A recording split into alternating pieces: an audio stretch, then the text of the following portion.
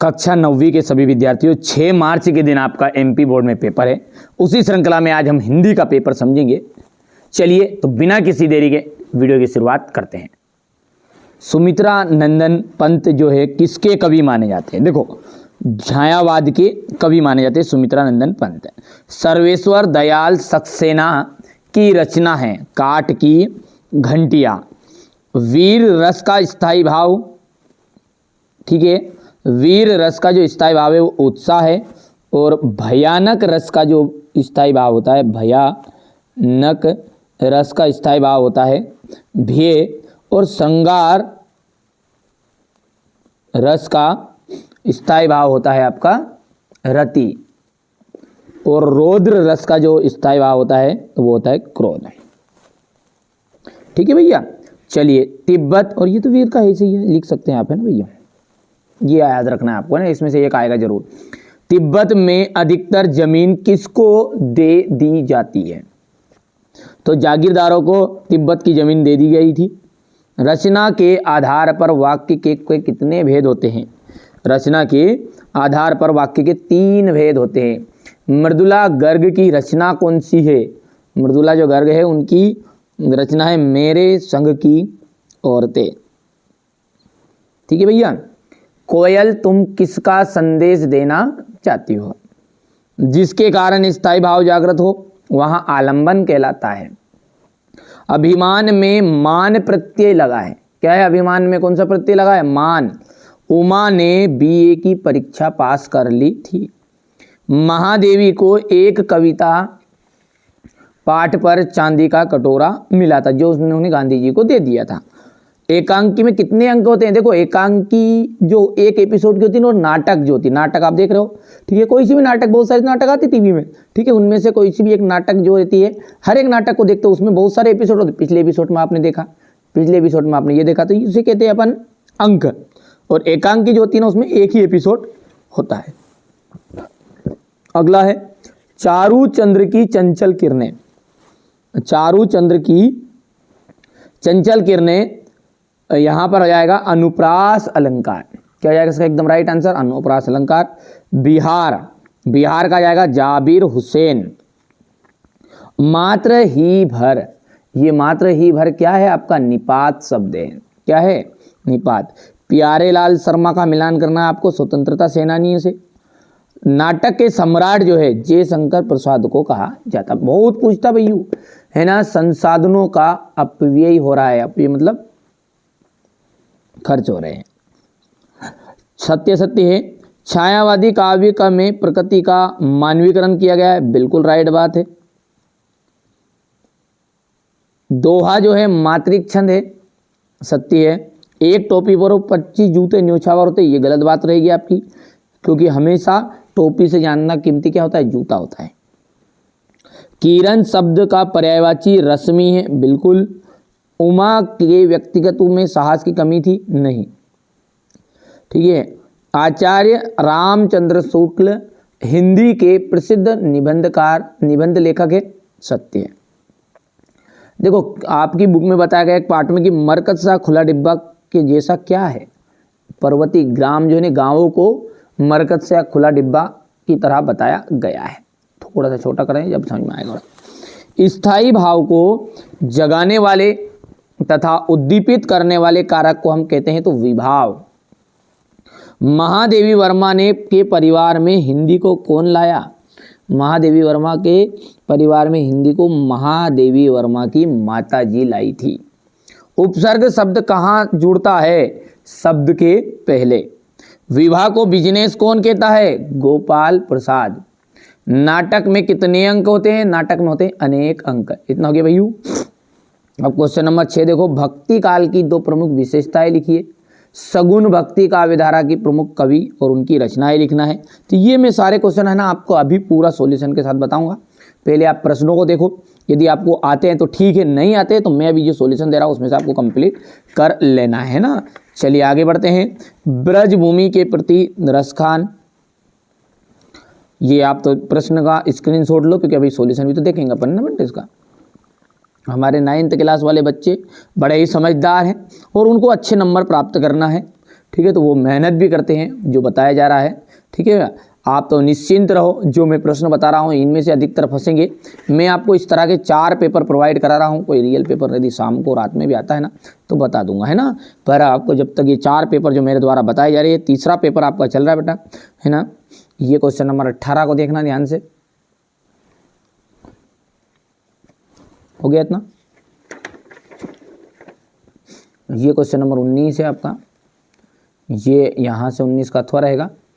Question number 20, ये 21, यहाँ से देख सकते हैं आप। सावधान मनुष्य यदि विज्ञान है तलवार इसे फेंक दो, यहाँ पर हो गया ये। बैंक से पुस्तक देने के लिए एक निर्धन छात्र निधि से सहायता प्राप्त करने के लिए अपने प्राचार्य महोदय को आवेदन पत्र लिखिएगा। यहाँ से आप देख सकते हैं क्वेश्चन नंबर ये 23 आपका हो जाएगा।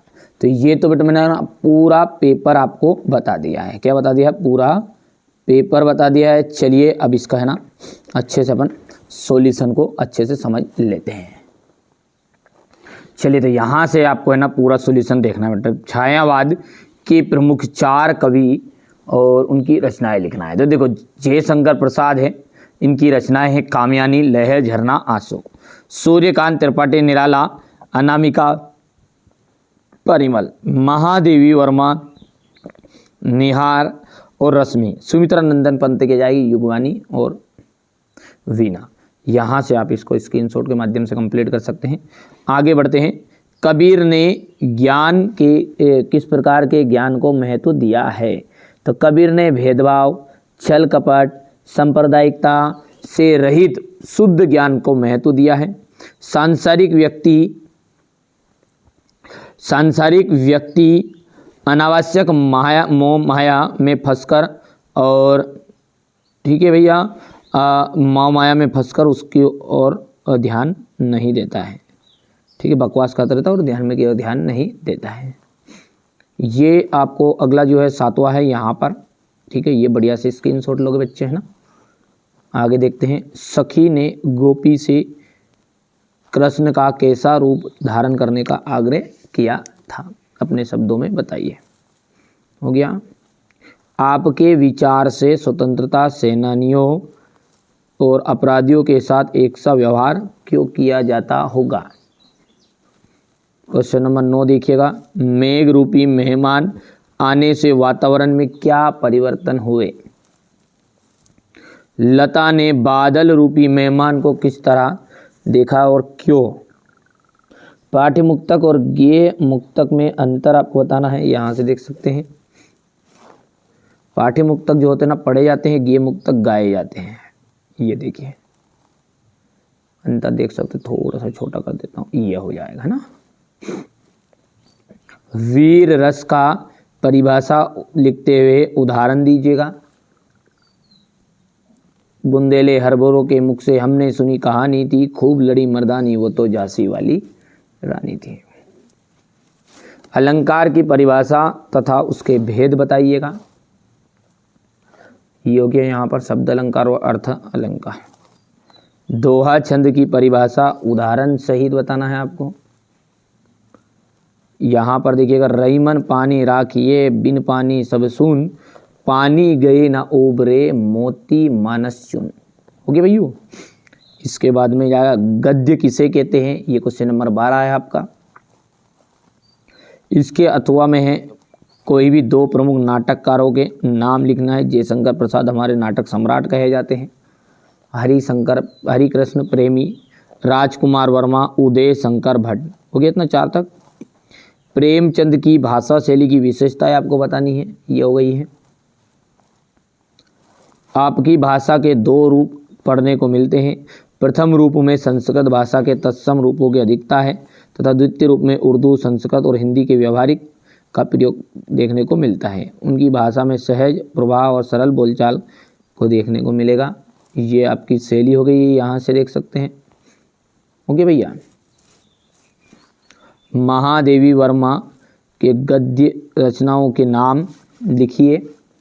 ये हो गया इतना। आगे बढ़ते हैं। और छोटी बच्ची को बैलों के प्रति प्रेम क्यों उमड़ आया? सौतेली माँ के मारने से दुखी बच्ची जब बैलों पर अत्याचार देखा तो उनके प्रति उसके मन में क्या आ गया? प्रेम उमड़ आया था। अपनी यात्रा के दौरान लेखक किन किन कठिनाइयों का सामना करना पड़ा था लेखक को? ये यहाँ से देख सकते हैं आप। क्वेश्चन नंबर 3 हो गया है, सॉरी 14 है। सांवले सपनों की याद शीर्षक की सार्थकता पर टिप्पणी। लेखिका महादेवी वर्मा उर्दू और फारसी क्यों नहीं सीख पाई? संधि किसे कहते हैं, उसके भेद आपको बताना है। यहाँ से देख सकते हैं क्वेश्चन नंबर 16। तत्सम शब्द किसे कहते हैं? बाढ़ की सही जानकारी लेने और बाढ़ का रूप देखने के लिए लेखक क्यों उत्सुक था? रीढ़ की हड्डी शीर्षक की सार्थकता स्पष्ट कीजिए। यहाँ से आप क्वेश्चन नंबर 18 को देखेंगे भैया, पर लेकिन उससे पहले ना प्रश्नों को देखिएगा। यहाँ से क्वेश्चन नंबर 18 ये यहाँ पर काव्यांश हो गया है। रस्सी कच्चे, ठीक है भैया। यहाँ से देख सकते हैं ये आपका हो जाएगा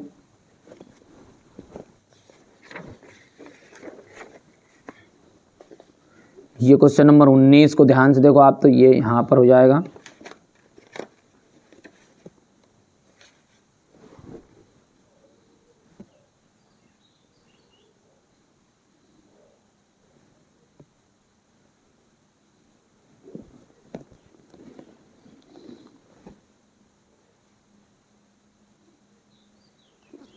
यहाँ से आप देख सकते हैं क्वेश्चन नंबर 21 है, ये 20 है।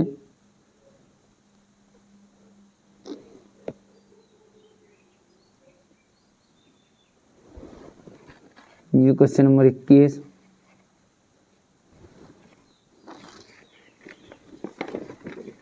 और ये क्वेश्चन नंबर 21 का थोड़ा है, सावधान है मनुष्य वाला।